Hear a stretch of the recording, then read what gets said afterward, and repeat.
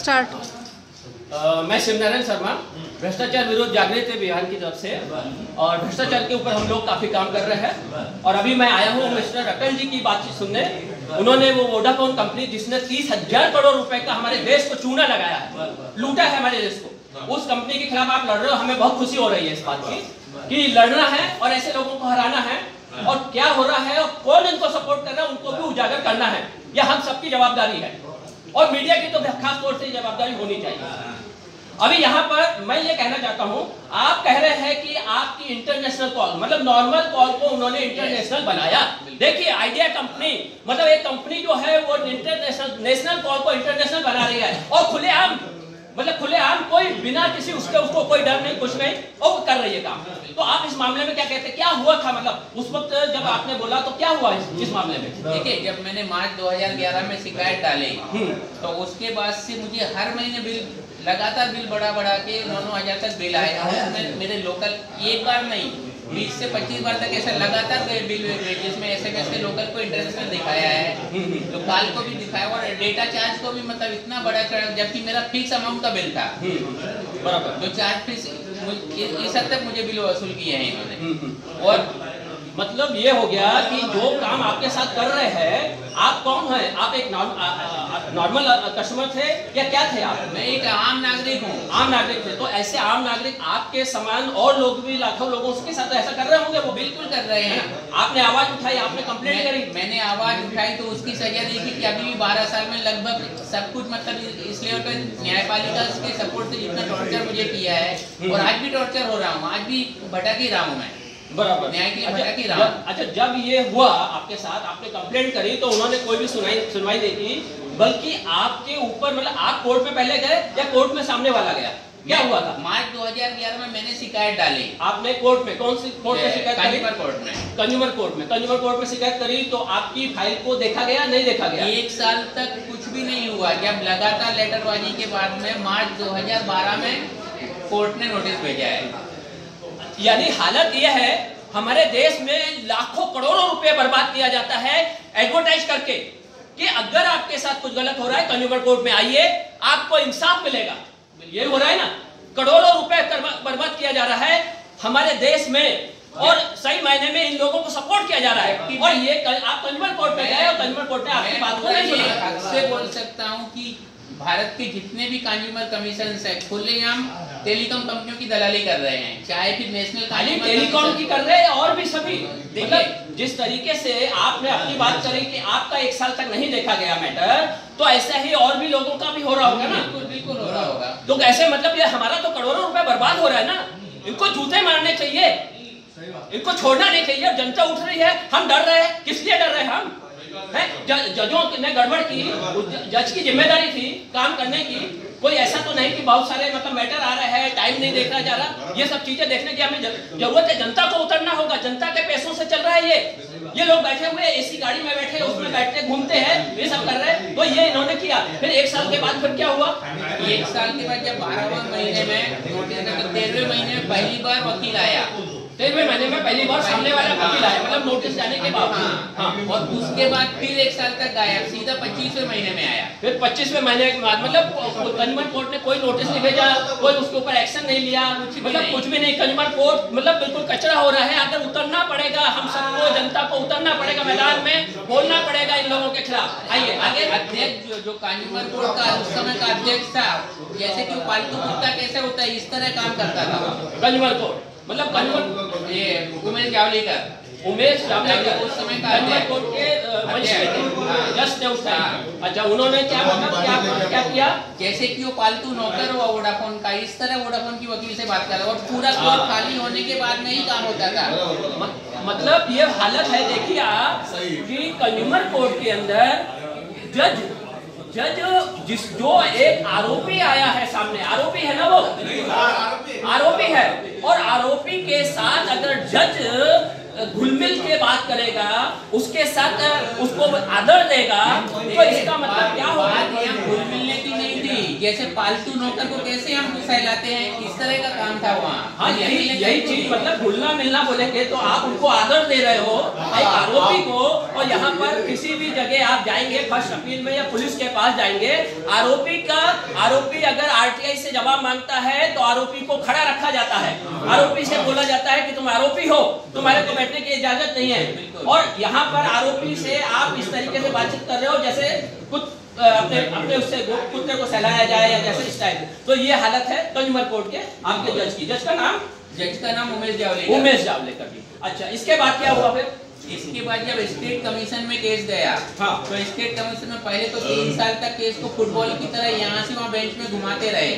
मतलब 3 साल तक स्टेट कमीशन में भी कोई स्टेट कमीशन में जो कि बॉम्बे हाई कोर्ट का जज है, जिसका जस्टिस अशोक बंगाली, शायद इससे नालायक जज कोई होगा भी नहीं। मतलब ये हालत में देखिए, हम कहना नहीं चाहते जस्टिस को, जज है, हमें न्याय के लिए बनाया गया, हम ही लोगों ने संविधान बनाया, हम ही लोगों ने जजों को बैठाया है जहां भी जैसे भी।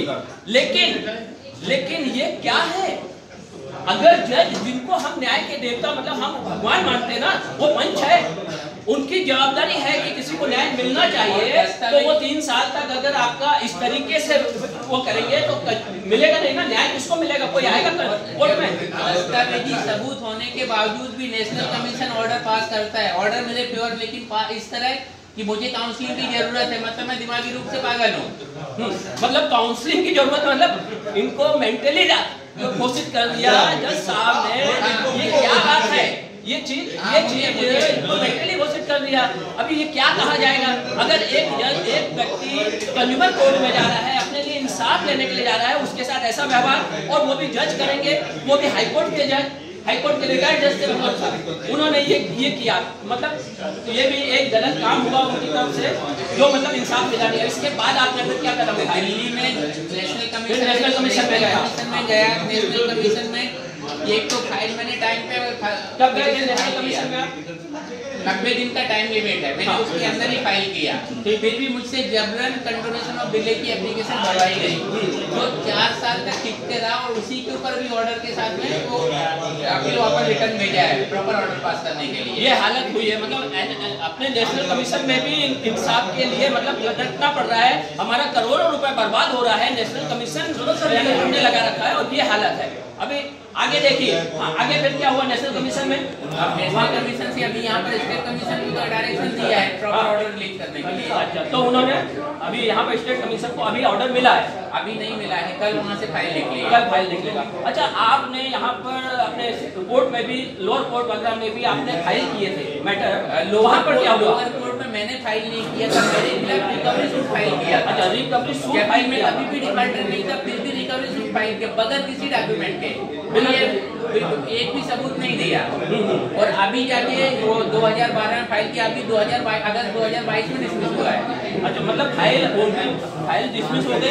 मतलब देखिए, आइडिया कंपनी ने आइडिया थी, पूरे 11 साल टॉर्चर किया है। टॉर्चर का मतलब जो कानून का इस्तेमाल एक हथियार की तरह किया है कि किसी की आवाज को कैसे दबाया जाए, सच्चाई की आवाज कोई उठा ना सके, इंसाफ लेने के लिए कोई आगे ना बढ़ सके, इसलिए यहाँ पर इन लोगों ने मतलब एक आइडिया कंपनी ने हथियार की तरह इस्तेमाल किया कानून को, झूठा केस लगाया, वो झूठा केस 12 साल तक चला, चलने के बाद डिसमिस हुआ।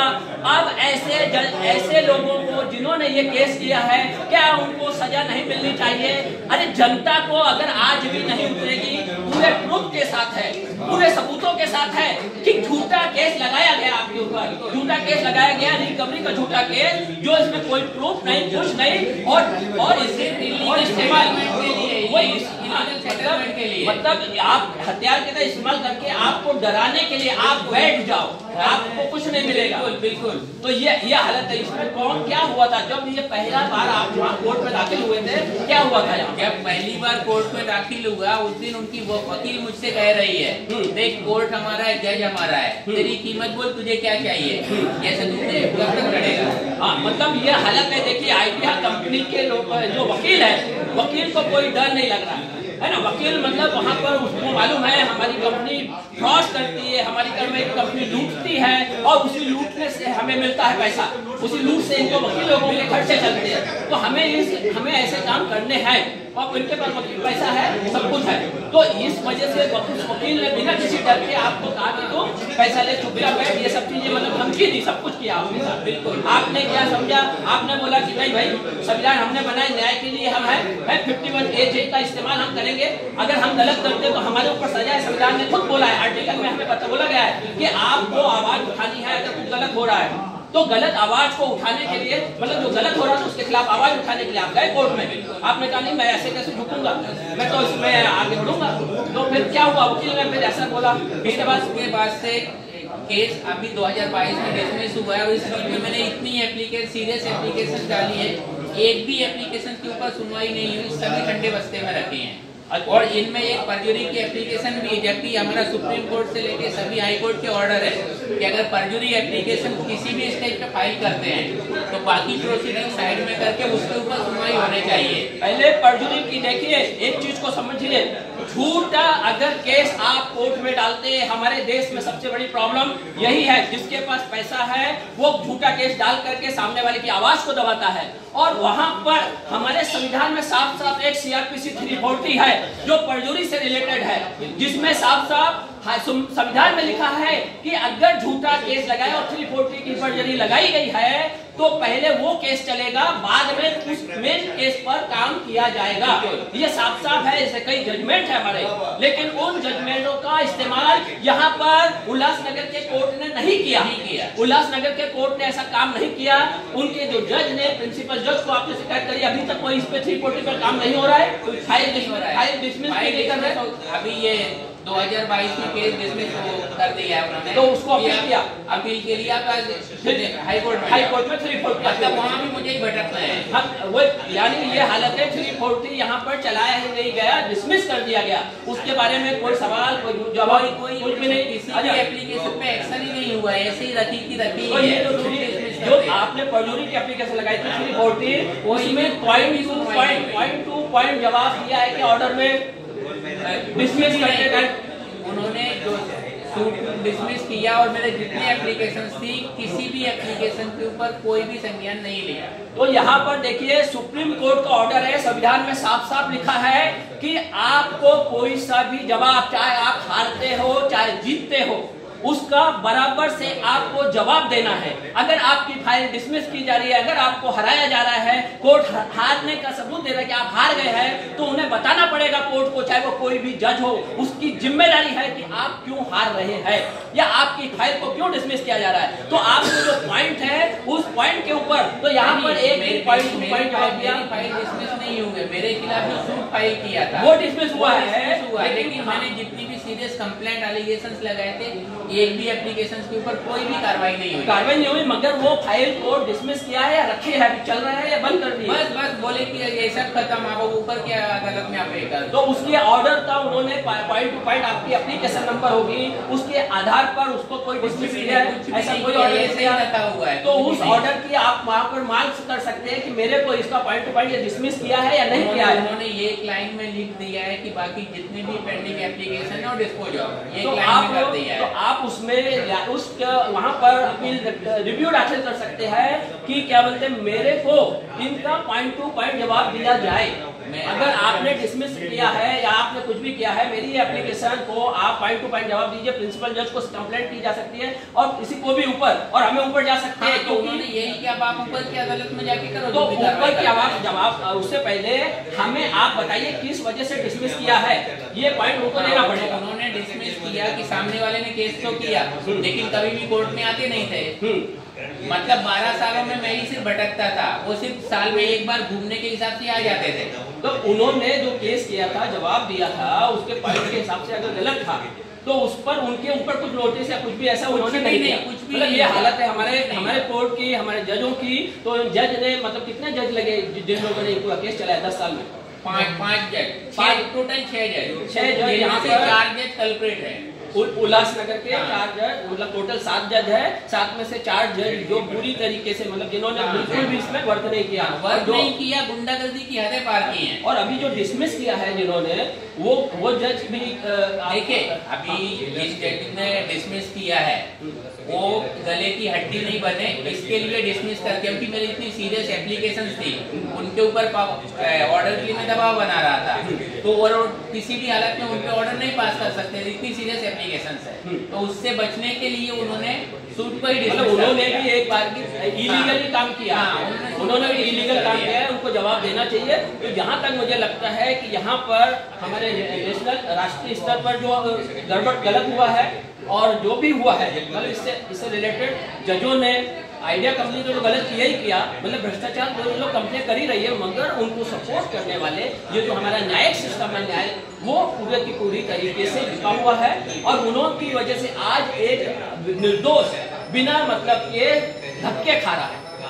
तो 2009 से परेशान है, ये आज 13 साल हो रहे हैं लगभग, तो ये 13 साल से परेशान है। तो ये स्थिति हमारे न्याय सिस्टम की है। उसका मुख्य दोष जो है, हम लोगों को उतरना पड़ेगा। कंज्यूमर सिस्टम जो हमने बैठा रखा है, उस पर करोड़ों रुपए हम दास लगा रहे हैं, उनके खिलाफ बोलना पड़ेगा, भाई आप आगे बढ़ो, ये क्या हो रहा है इस चीज का। तो बस मैं अभी इससे ज्यादा और कुछ कहना नहीं चाहूंगा, और जैसा भी है हम चाहेंगे जीत हासिल हो, ये पूरा मामला सबके सामने जाए। आपको याद होगा हम लोग कहते चीफ जस्टिस को भी हम लोग गिरफ्तार करने गए थे, इसी वजह से गिरफ्तार करने गए थे, क्योंकि वो काम नहीं कर रहे थे बराबर।